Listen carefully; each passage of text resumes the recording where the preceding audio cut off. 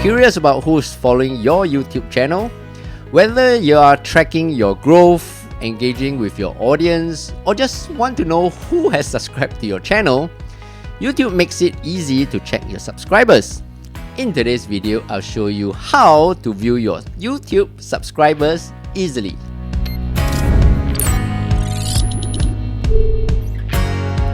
Hey, what's up everyone? I'm Steph, and in this channel, I teach you quick daily tech tips that make your life a little easier.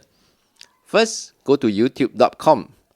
Click on your profile icon on the top right and select YouTube Studio. On your channel dashboard, you can see the recent subscribers section here. Click on See All to view more. Here is the list of subscribers that have subscribed to your channel, and you can filter your selection to the last 7, 28, 90, 365 days or lifetime. Do take note that only users who have made their subscriptions public will be shown here.